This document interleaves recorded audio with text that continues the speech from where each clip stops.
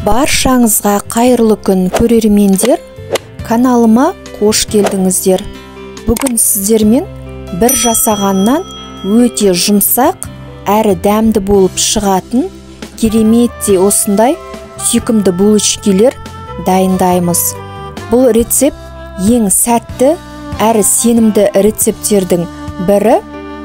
Булочкидің видеосының маңызды сәттерін өткізіп алмай, видеоны соңына дейін тамашалаңыздар. Біздің булочкиларымыздың дәл осылай жұп-жұмсақ болып шығуының қыр-сырымен толықтай бөлісетін боламын. Ең алдымен таза құрғақ ыдысымызға жылы 300 грамм сүтімізді және де құрғақ ашытқымызды салып, жақсылап араластырып аламыз. Келесі кезекте бір дана жұмыртқамызбен 100 грамм қантымызды да салып, қантымыз толықтай ерігенше тағы да араластырып аламыз. Осы ретпен татымына қарай шамалы тұзымызбен сұйық майымызды да құйып, сұйықтығымызды дайындап аламыз. Құрамы бойынша бізге 600 грамм ұн қажет, яғни ұнымызды алдын ала електен өткізіп алып, осылай сұйықтығымызға салып, қолымыздың көмегімен қамырымыздың басын біріктіріп, жақсылап илеп аламыз.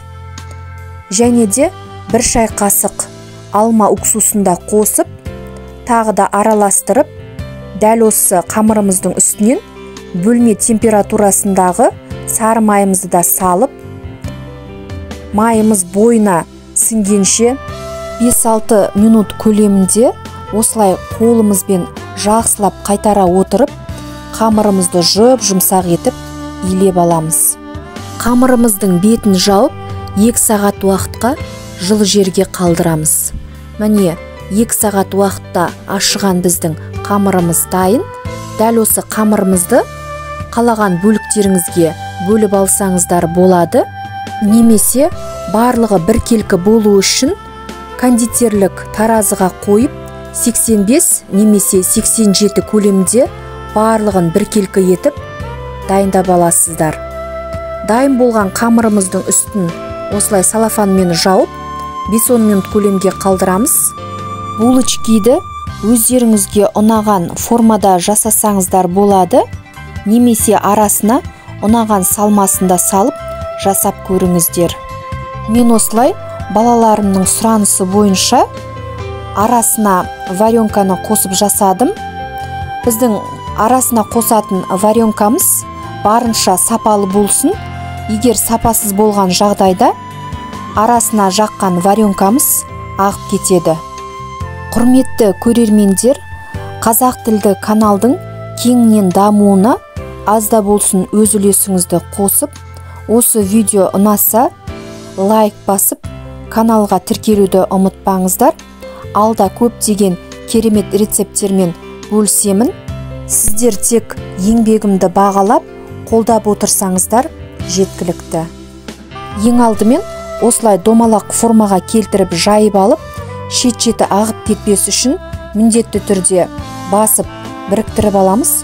Одан кейін екі шетін ортаға біріктіріп, кесіп алған бөлігін артқа қайтарып, осылай гүлді булочкидің формасын келтіріп аламыз. Формамызға салып, бетін жауып, 10-15 минутқа қалдыруды ұмытпаңыздар. Сонда біздің булочкиларымыз көтеріліп, сүп-сүйкімді болып шығады. Бетінен осылай жұмыртқаны жағып, алдын ала қызып тұрған пешімізде біздің булочкиларымыз сары, яғни алтын түске енгенше пісіріп аламыз. Әркімнің пешінің қызу деңгейі әртүрлі болғандықтан міндетті түрде байқап отырып пісіріп алуды ұмытпаңыздар. Міне біздің жып-жылтыр, жұп-жұмсақ болып шыққан булочкиларымыз дайын. Әсемдік үшін осылай бетіне қант ұнтағын сеуіп жіберсеңіздер де тіптен керемет болып шығады. Осымен біздің жұмсақ булочкилеріміз дайын. Алдағы уақытта каналымнан шығып отыратын осындай сәтті рецепттерді жіберіп алмас үшін каналыма міндетті түрде подписация батырмасын басып тіркеліп қоюды ұмытпаңыздар. Назарларыңызға үлкен рахмет.